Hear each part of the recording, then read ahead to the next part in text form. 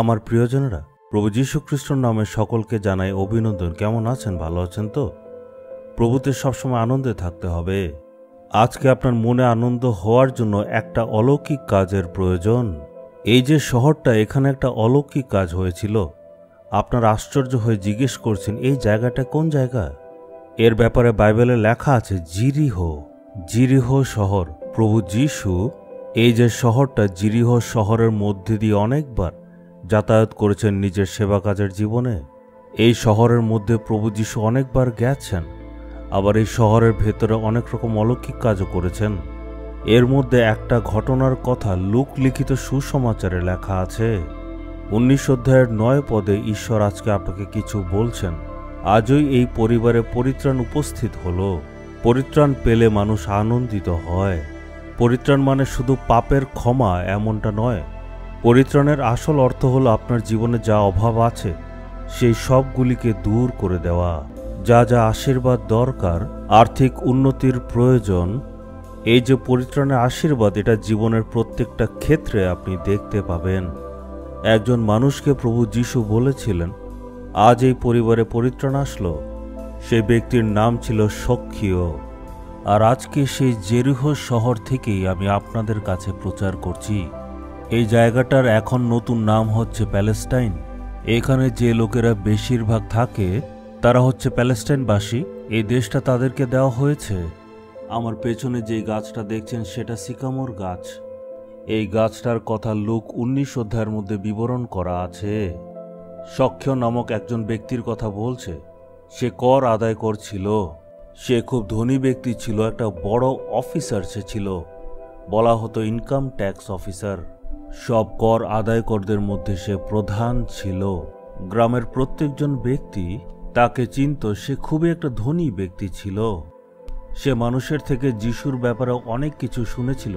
প্রভু যীশু যেখানে যেখানে যেতেন মানুষকে স্পর্শ করে অলৌকিক কাজ করতেন, আর প্রত্যেকজনকে উনি আশীর্বাদ করতেন, আর সুন্দর সুন্দর উপদেশও দিতেন।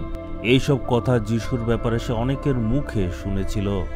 এই জন্য সেই ব্যক্তি সিদ্ধান্ত নিয়েছিল, এত বড় একজন ব্যক্তি, জীবিত ঈশ্বর, উনার সাথে আমিও একবার দেখা করতে চাই। সে ভাবল, মানুষের মুখ থেকে তো আমি উনার ব্যাপারে অনেক শুনেছি, কিন্তু শুধু শুনলে চলবে না, আমি উনার সাথে আজকে দেখা করতে চাই। আপনিও হয়তো প্রভু যিশুর ব্যাপারে শুনেছেন, কিন্তু সাক্ষাৎকার হয়েছে? যিশুর কথা আপনি শুনেছেন? যিশুর বাক্য কি আপনি শুনেছেন? আপনি কি ঈশ্বরের পক্ষ থেকে সেই সামর্থ্য, সেই শক্তি পেয়েছেন? আপনি হয়তো বলছেন, যিশুর সাথে দেখা করা যায় না, শুধু প্রার্থনা, বাইবেল স্টাডি এগুলি করা যায়। কিন্তু এটা সত্য নয়। প্রভু যীশু বলেছেন, সম্পূর্ণ হৃদয় দিয়ে যদি তুমি আমাকে খোঁজো তুমি পাবে। আমি তোমায় দর্শন দেব, তোমার সাথে দেখা করব। জির্মীয় পুস্তকে আমরা দেখতে পাই, ঈশ্বর বলছেন, সম্পূর্ণ হৃদয় দিয়ে যদি তুমি আমাকে খোঁজো আমি তোমায় দর্শন দেব। প্রভু তার বাক্যকে পূর্ণ করবেন। সখ্যর জীবনে ঈশ্বর নিজেকে প্রকাশিত করতে চেয়েছিলেন। ওই দিন যখন যিশু এসছে, এই কথা সখ্য শুনল। সে যখন শুনল এই রাস্তা দিয়ে প্রভু যিশু হেঁটে যাবে, সে সঙ্গে সঙ্গে সিদ্ধান্ত নিল কোনো না কোনোভাবে সে যিশুর সাথে দেখা করবেই। সে নিজেকে পুরো প্রস্তুত করে নিল। যিশু যখন আসলো, অনেক ভিড় ছিল। একদিকে তার শিষ্যরা ছিল, আরেকদিকে পরিবারের লোকেরা ছিল, আরেকদিকে অনেক লোকেরা ছিল। সে খাটো ছিল, তাই সে যিশুর চেহারা দেখতে পাচ্ছিল না। এত ভিড়ের মধ্যে সে দেখতে পাচ্ছিল না।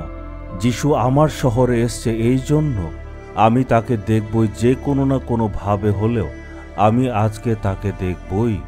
সে দৌড়ে দৌড়ে গেল, কিন্তু ভিড়ের জন্য কিছুই দেখতে পাচ্ছিল না। ওইখানে একটা সিকামোর গাছ ছিল। এই জায়গাতে অনেক সিকামোর গাছ দেখবেন। এই ঘটনাটা হয়েছে এখন থেকে 2000 বছর আগে। এই গাছটা নয়, এমন ধরনের অন্য গাছও আছে। এমন একটা সিকামোর গাছের উপরে উঠে বসল। সে এত ধনী ব্যক্তি ছিল, কর আদায় করছিল, নিজের সে পদ ভুলেই গেল। এত বড় পদের হওয়ার সত্ত্বেও সে গাছের উপরে উঠে বসল, কারণ তার মধ্যে যিশুকে দেখার জন্য তীব্র ইচ্ছা ছিল। এই জন্যেই ওখানে বসে যিশুর আসার অপেক্ষা করছিল।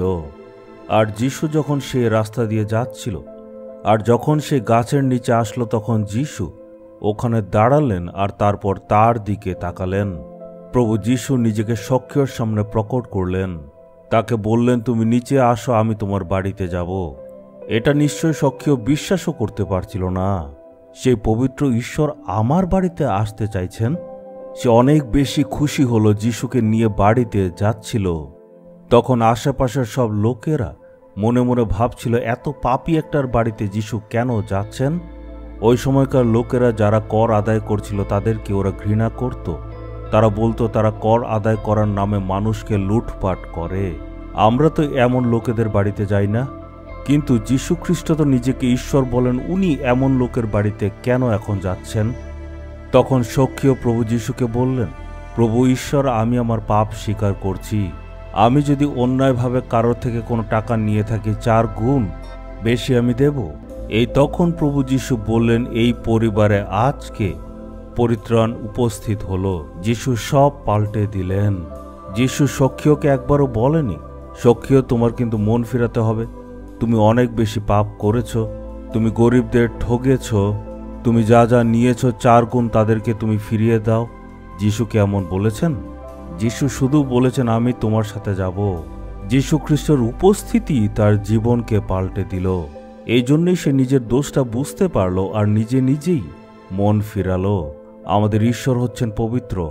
ঈশ্বর আমাদের জীবনে আসলে আমাদের জীবন নিশ্চয় পাল্টে যাবে। প্রভু যীশু যদি আমাদের জীবনে আসে তখন আমাদের ঘর কাজ পাল্টে যাবে, অন্যের প্রতি দৃষ্টিভঙ্গি পাল্টে যাবে, ব্যবসা পাল্টে যাবে। প্রভু যীশু যদি আমাদের জীবনে আসে তাহলে সব পাল্টে যাবে। 4 গুণ ফিরিয়ে দেবে সে বলেছিল। অন্যদের থেকে নিলে টাকাটা ফেরত দিতে হবে। আপনি যদি জোর করে বা ছলপূর্বক কারোর থেকে টাকা নিয়ে থাকেন, ঈশ্বর সেটা ক্ষমা করবেন না, উনি আশীর্বাদ দেবেন না।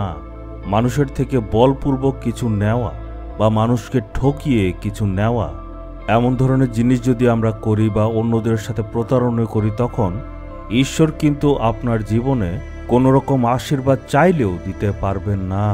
মনের মধ্যে অশান্তি থাকবে, অস্থিরতা থাকবে। এই জন্য যা কিছু অন্যায় স্বরূপ নিয়েছেন সেগুলি আপনি ফিরিয়ে দিন।